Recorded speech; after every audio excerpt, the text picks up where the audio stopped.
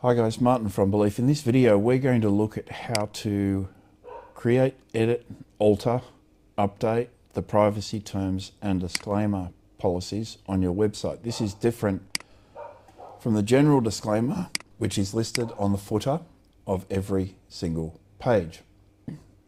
Obviously a significant compliance requirement, and your aggregator or your ACL holder will probably require specific types of text to be used. So it's important to check that. Check your branding guidelines, your credit guidelines, and any other policy that might apply internally. We manufacture very generic privacy policies that tend to cover most of what we do, because every user that visits your website will be tracked in a way that is not normal. We track every mouse movement and click. We know who they are, we know what they're doing, we know what they're looking at, we know where they've come from, we know everything about them. Everything we can resolve from that user, we will resolve from that user. And we record that information into a statistical engine called Xena, so we have to disclose this. That's an important part of the general disclaimer that is made available. So from within Yabber,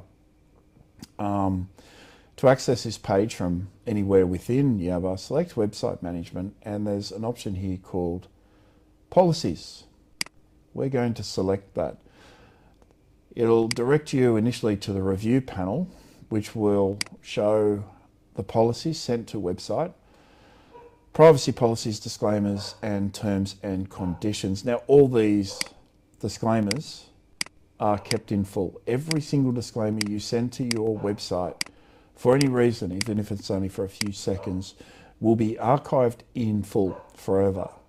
And that is because it's a significant archiving exercise, and it's required by law. So every time you update a single word in that policy, it should be archived, and we take compliance very seriously. So we maintain that in full, as we do everything else, including your general disclaimer and all your consumer-facing website assets. It's not just an ID that links back to an active piece of text or something similar. It is the full text that is ever used. So it meets the, or well and truly exceeds those standards required for different types of digital compliance or quality accreditation. So let's go ahead. Got three tabs: privacy, terms, disclaimer, and then you've got a fourth, which is send. So I'm going to create a new privacy policy. I'm just going to call it demo privacy policy for video, and the policy description. By default, there's a whole bunch of panels here that are presented. Some of these X's are populated when we have those details. I'll show you how we get those details in just a moment, but that particular section of your site will have to be populated in order for these details to be shown. So the privacy policy is effectively one of the last things that we do when we build a site, because it requires all those other details. You can drag and drop, remove these panels and so on as necessary. So we'll get to the end. We're not going to make any changes or anything, and we'll save. Now the terms is a little bit shorter, so I'll put in here brackets terms, just so you can see the difference when we send these to your website.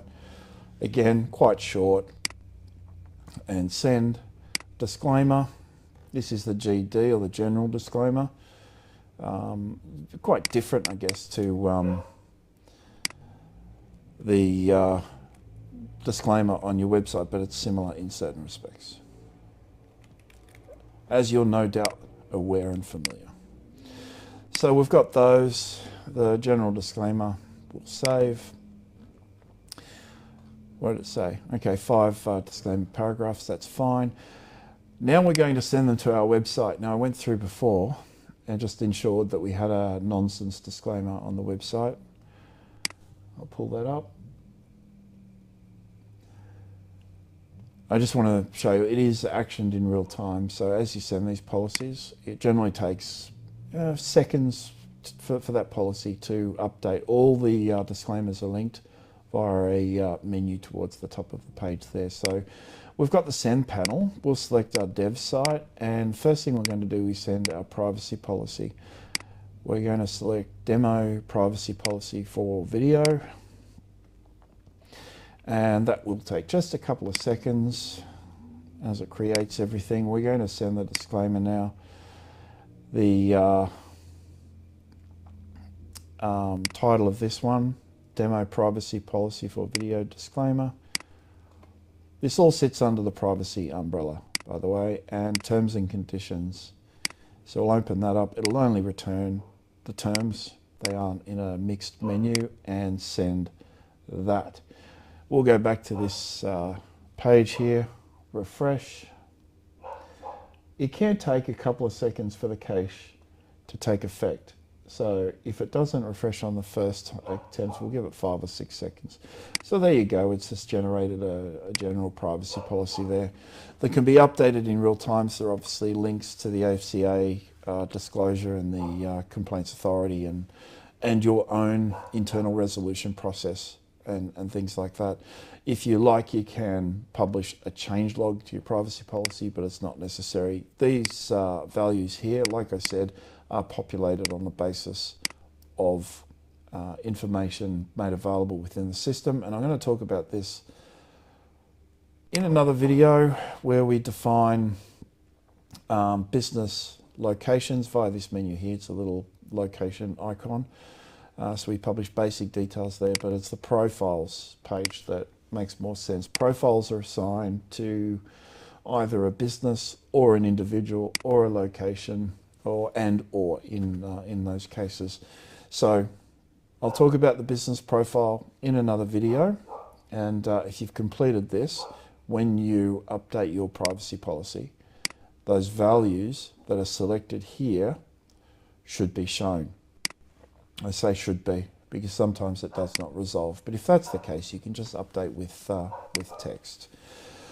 If you have any issues, inquiries, concerns, or discover any bugs, you can call me directly on 0400 777 300 or send me a text. You can call us in our office on 1300 235 433, 1300 Belief, or you can visit our website at beliefmedia.com.au and review the FAQs via the FAQs menu. Thanks guys, bye bye.